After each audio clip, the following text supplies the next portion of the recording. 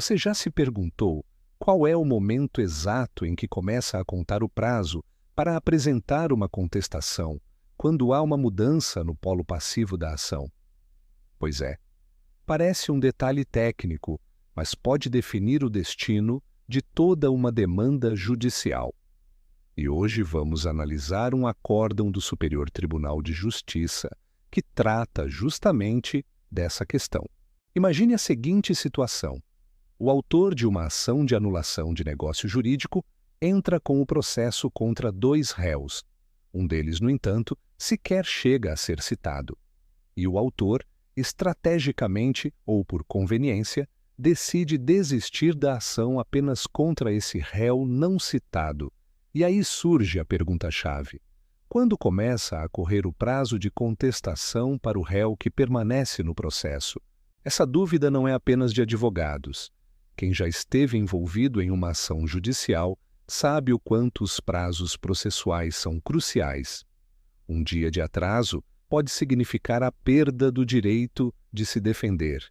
E foi exatamente essa insegurança que levou o STJ a firmar entendimento claro sobre o tema, fortalecendo o princípio do devido processo legal. No julgamento do recurso especial, oriundo do Estado de Goiás, o Superior Tribunal de Justiça deixou claro: quando há reagendamento da audiência de conciliação por ausência de citação de um dos réus, e essa audiência acaba sendo cancelada após a desistência do autor em relação a esse réu não citado, o prazo para contestar deve começar a partir da homologação judicial dessa desistência. E por que isso é tão importante? Porque até esse posicionamento havia muita incerteza.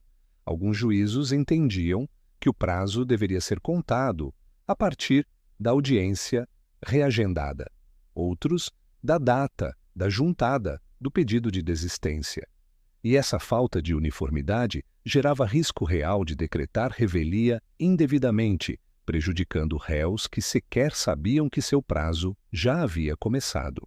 O artigo 335, parágrafo 2º do Código de Processo Civil de 2015 prevê que nas hipóteses em que houver litisconsórcio passivo e algum réu ainda não tenha sido citado, o prazo para contestar apenas se inicia após todos estarem devidamente integrados ao processo, ou, como nesse caso, após estar claro quem são, de fato, os réus efetivos da ação.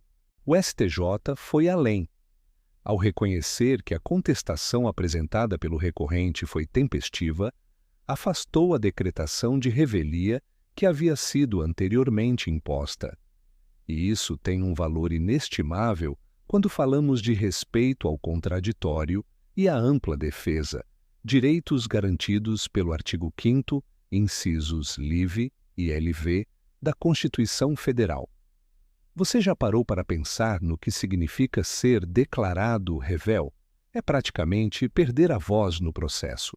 É ver os fatos alegados pela outra parte presumidos como verdadeiros, mesmo que não correspondam à realidade.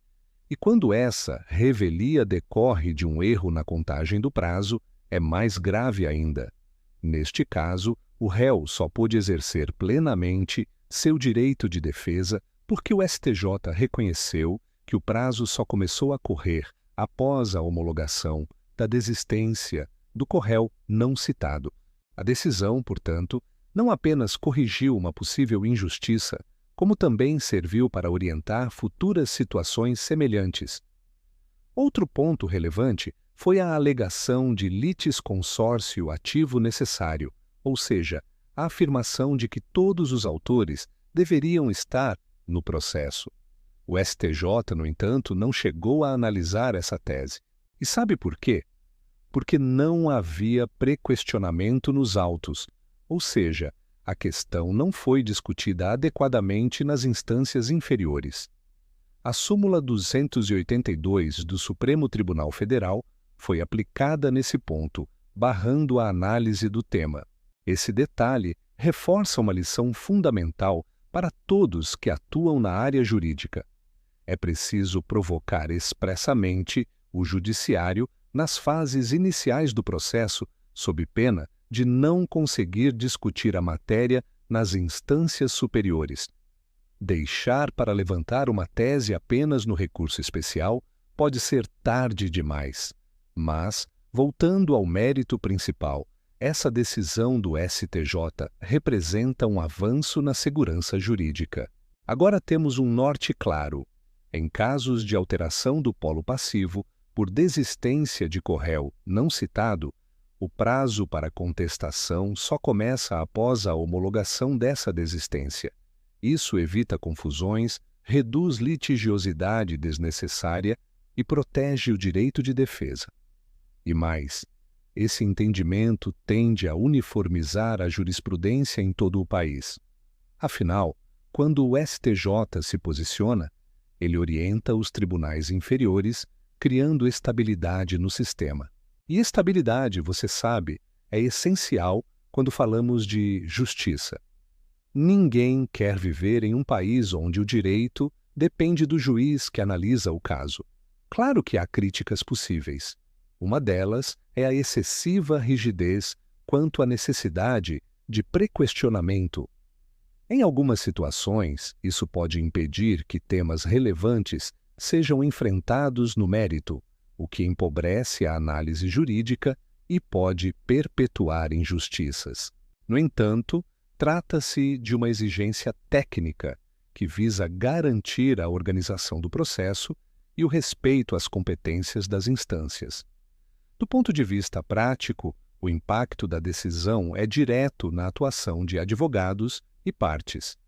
Saber exatamente quando começa a contar o prazo para contestar é essencial para montar uma estratégia de defesa sólida. E quando o judiciário define essa data com clareza, todos saem ganhando. O processo flui melhor, evita-se a prolação de sentenças nulas e assegura-se o direito das partes de participar efetivamente da construção da verdade processual. Outro reflexo positivo é a valorização da justiça formal. Sim, ela é importante, não basta ter razão, é preciso exercê-la dentro dos marcos legais. E esse acórdão do STJ reafirma a importância de observar rigorosamente as regras processuais para garantir um julgamento justo e eficiente. Portanto, se você é estudante de direito, profissional da área jurídica ou simplesmente alguém interessado em compreender melhor os caminhos da justiça brasileira, vale a pena refletir sobre os ensinamentos deste julgado. A decisão vai além de uma simples questão de prazo. Ela nos fala sobre princípios constitucionais, sobre segurança jurídica e sobre o respeito às garantias fundamentais que sustentam o nosso Estado democrático de direito.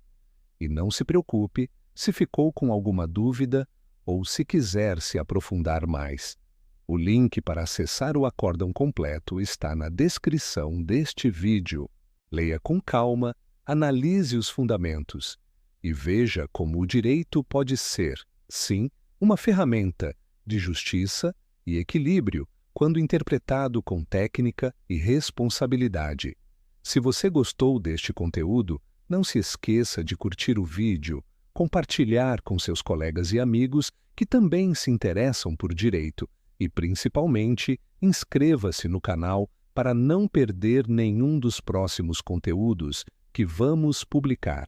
A sua participação é fundamental para continuarmos levando informação jurídica de qualidade para mais pessoas.